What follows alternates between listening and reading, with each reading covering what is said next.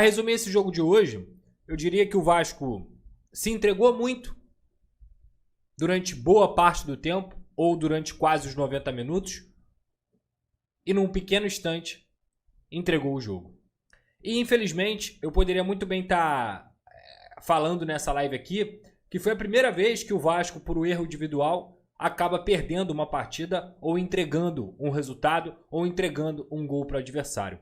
Poderia estar lamentando pelo fato do time ter feito um jogo competitivo, ter feito um jogo físico, equilibrado, em que conseguiu ameaçar o Palmeiras em alguns momentos, em que o Palmeiras não teve conforto dentro da partida, mas que por um descuido, que não acontece tanto, o Hugo Moura entregou. Mas não. Não foi a primeira vez que o Hugo Moura falhou nessa temporada, não foi a primeira vez que o Vasco entregou uma partida, não foi a primeira vez que, mais uma vez, o individual desses jogadores acabam comprometendo o resultado coletivo de uma equipe inteira, e não foi a primeira vez que o Vasco, infelizmente, perde pontos por conta dos seus atletas. Quando eu falei aqui mais uma vez sobre a responsabilidade do treinador ou não, muita gente, é culpa dele sim, é culpa dele sim, é culpa dele sim. E eu falando, galera, a questão não é só a culpa do treinador. O treinador tem culpa, é óbvio. O treinador que mal treina o time, ele acaba potencializando os erros também dos seus jogadores, com certeza. Sem dúvida. Só sai gol do adversário se tiver um erro do Vasco. O adversário só vai conseguir fazer gol se tiver um erro do time que está tomando gol. E assim é o futebol. Mas, falei novamente para vocês aqui. Reparem bem, desde o início do campeonato, quantos gols o Vasco levou por conta de erros individuais. E não eram erros normais, eram erros grotescos, erros infantis, erros técnicos de jogadores que ganham e ganham muito bem para representar essa camisa e que erram jogo após jogo. Então, você definir uma equipe ou não apenas pelo que o técnico faz dentro de campo é um erro. Vocês não estão vendo que uma equipe desorganizada, sim, ela está sendo diversas vezes prejudicada por erros individuais. E eu estou falando isso, não é de hoje. É há muito tempo, há muito tempo. Não tire a responsabilidade dos atletas. Não tire a responsabilidade de quem entra em campo. Quem joga é jogador. Quem faz gol é jogador. Quem falha é jogador. Quem não corta é jogador. E novamente, vou pegar aqui. Vocês podem me ajudar, mas eu vou aqui no bom e famoso Google para relembrar os jogos que o Vasco teve nessa temporada dentro do Campeonato Brasileiro. O time chegou a 9 gols. 9 gols sofridos. Vamos lá. Aqui, Vamos lá, tá aqui. Vasco e Santos. Vocês lembram quem fez esse gol aqui? Eu lembro. Foi o Barreal. Sabe como é que surgiu esse gol aqui? O Paulinho entregou a bola no pé do Tiquinho em São Januário, no primeiro tempo da partida. O Paulinho dá um passe no pé do Tiquinho. Não é que ele se desequilibrou ou algo. Não. Ele deu um passe no pé do Tiquinho e o Tiquinho foi lá, deu a bola pro Barreal, pegou a defesa totalmente desorganizada, gol do Santos. Ok? O time foi lá, conseguiu a virada. Show, 3 pontos. Esse jogo aqui, eu não sei qual eu vou escolher, mas eu posso escolher 2 falhas individuais grotescas. A primeira delas, o João Vitor escorregando, deixando o Memphis cara a cara com o Léo Jardim. E a segunda delas, o Léo Jardim e o João Vitor tendo falhas grotescas, se enrolando com a bola, o Léo Jardim espalmando.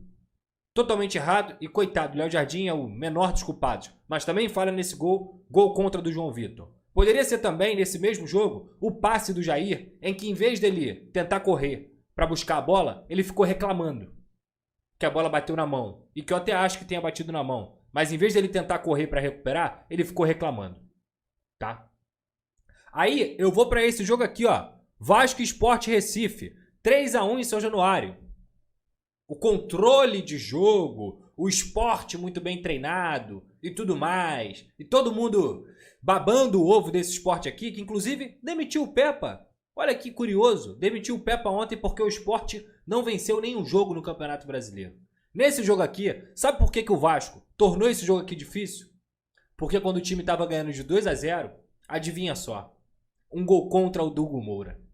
Que se você for ver o lance, você fica se perguntando como ele conseguiu cabecear para dentro do gol do Vasco.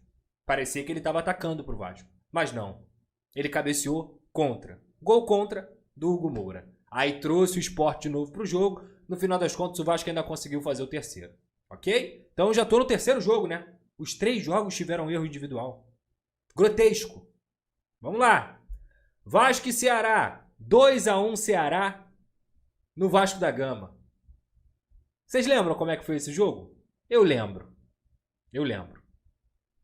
30 minutos de jogo. O João Vitor cabeceia a bola de uma forma bizarra, totalmente inexplicável.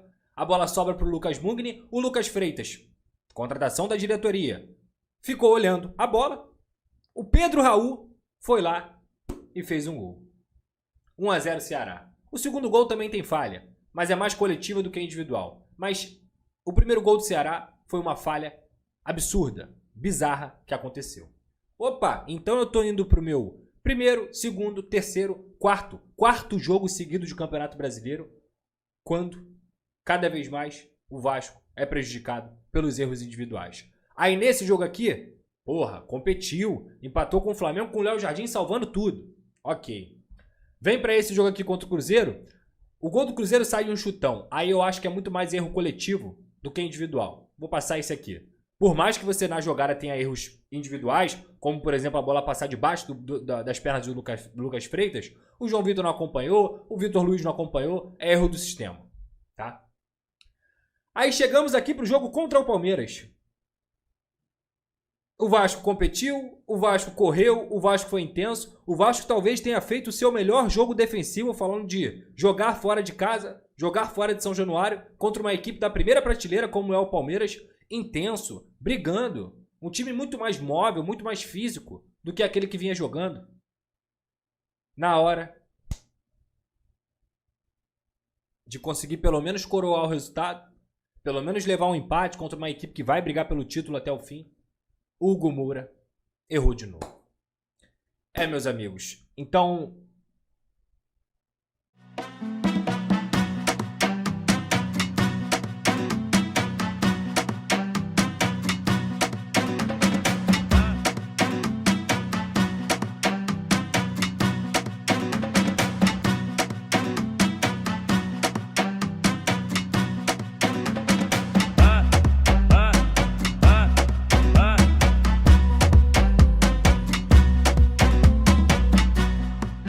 Ó, a Golcase está com promoção rolando lá no site dela e com o cupom Pedrosa você tem desconto, tá? É esse tipo de copo aqui, ó, copo do gigante. E hoje, cara, olha só, esse aqui é sacanagem, tá?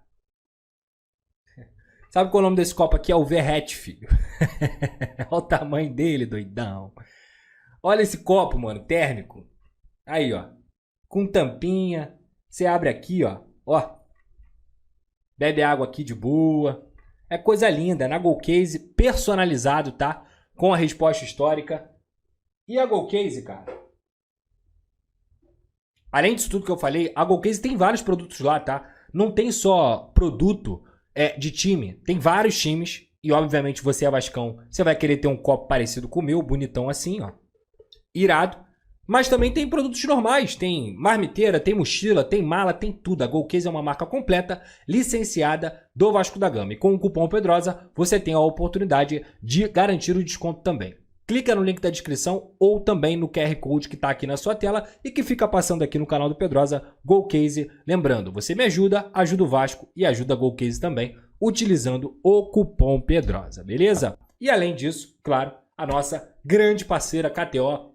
Um beijo pra KTO, Tamo junto. Só clicar aqui na tela, aqui no QR Code, para você fazer seu jogo, sempre com muita responsabilidade. É proibido para menores de 18 anos e não é para jogar o que você não tem, pelo amor de Deus. Não vai jogar conta de luz, não vai jogar... É para brincar, para você se divertir, é dinheiro sobrando. Se você tiver um dinheiro sobrando e quiser fazer uma brincadeira, vá lá na KTO e utilize também o cupom Pedrosa lá na KTO, beleza? O que a gente pode falar sobre essa partida? Muitas coisas.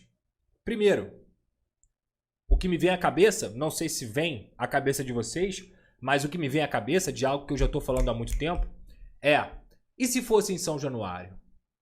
E se o Vasco tivesse jogado da maneira que jogou hoje, com a entrega que jogou hoje, apesar de ter entregado? Se o Vasco estivesse competindo como competiu hoje, e essa partida fosse em São Januário, com o Caldeirão lotado, mesmo sendo contra o Palmeiras, que é um time muito mais bem treinado, que tem muito mais peças, que é muito mais forte do que o do Vasco. E se fosse em São Januário? Será que não dava para o Vasco ter vencido essa partida? Será que não dava pelo menos para o Vasco ter pontuado essa partida? Sabe por que o Vasco não jogou em São Januário? Porque a diretoria resolveu mandar o jogo contra o Palmeiras fora de casa, por conta de 2 milhões e meio de reais.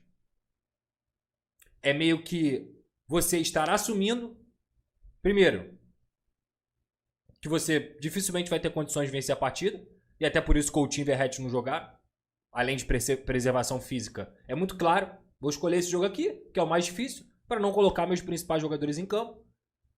Vende um mando de campo contra um adversário muito difícil, abre mão de São Januário, e aí o Vasco esportivamente perde. Perde seus 2 principais jogadores, tecnicamente falando, e perde também o seu estádio, porque a diretoria resolveu vender esse mando. Aí, para piorar o cenário todo, ontem a gente tem um episódio que é um vexame, é uma vergonha, e é um episódio que, infelizmente, me lembra muito a época do doutor Eurico Miranda, onde seguranças intimidavam o torcedor, ou melhor, muitas vezes de forma agressiva. Eu mesmo, uma das maiores, se não a maior, matéria jornalística da minha carreira foi quando eu consegui flagrar e comprovar que um segurança do Eurico apontou uma arma para um torcedor do Vasco em São Januário. Depois do torcedor, sim, ter até batido no carro do Eurico, protestando e tudo mais, mas o segurança tira uma arma e coloca para fora e aponta para o torcedor do Vasco, ameaçando ele. Repito, talvez tenha sido uma das matérias mais expressivas da minha carreira, um trabalho investigativo muito grande. E lógico que eu não estou comparando o ato, mas estou comparando o clima. Porque o torcedor foi protestar contra a diretoria, o que está completamente dentro do direito dele. Pelo visto, um torcedor comum. Claro que a gente tem que esperar 100% da apuração dos fatos, mas a princípio, um torcedor comum. E digo mais. O torcedor pode ter xingado até a última geração da família do Felipe. O torcedor pode ter xingado até a última geração do Betinho. Ele pode ter feito isso. O Betinho, como segurança do Vasco da Gama, do Clube de Regatas Vasco da Gama, como funcionário que defende os valores do clube e que está ali para proteger, ele jamais, em hipótese alguma, poderia ter agido da forma descabida, violenta, agressiva e vergonhosa que ele agiu naquele momento ali. Porque aquilo ali é covardia. Covardia. Se fosse para apaziguar alguma coisa ou proteger alguma coisa, ele tinha retirado o torcedor. Ele tem força para isso. Claramente ele tem força para isso. Agora não. Ele resolveu rebocar o torcedor. E esse caminho é muito perigoso. Porque quando você tem um time que, infelizmente, quando eu digo como clube, vê um torcedor sendo agredido pelo seu próprio segurança, você não está agredindo um torcedor, você está agredindo um clube inteiro, você está agredindo uma torcida inteira, você está agredindo, inclusive, a imagem do Vasco. E o Vasco, que é um clube democrático, que é um clube amistoso, que é um clube que defende pautas importantes, que é um clube consciente durante toda a sua história, ele não tem absolutamente nada a ver com o que aconteceu. Então, infelizmente, o Betinho, ele não pode mais vestir a camisa do Vasco para trabalhar por esse clube. Porque a atitude dele é uma atitude de uma pessoa que é descompensada. É uma atitude de uma pessoa que não tem a mínima condição de representar qualquer coisa sobre o Vasco da Gama. E é uma pena, que eu tenho certeza que ele é vascaíno, tenho certeza que ele é torcedor, mas ele jamais poderia ter agredido o torcedor. E a diretoria deve tomar as decisões e as medidas cabíveis. E nesse caso, meu amigo, eu só vejo uma medida cabível. É muito triste falar isso, que a gente está falando aqui de um emprego de um trabalhador. Mas isso não existe. Isso não existe. Porque você não está agredindo um torcedor. Você está agredindo vários. E a imagem que isso passa do Vasco como clube para o Brasil inteiro é uma imagem patética. É uma imagem de um clube que parece que não aceita protestos. E esse não é o Vasco que eu conheço. Talvez tenha sido o Vasco que eu conheço na época do outro presidente. Esse Vasco? Segurança agredindo o torcedor? Não. Não. Não pode. Mas não pode mesmo.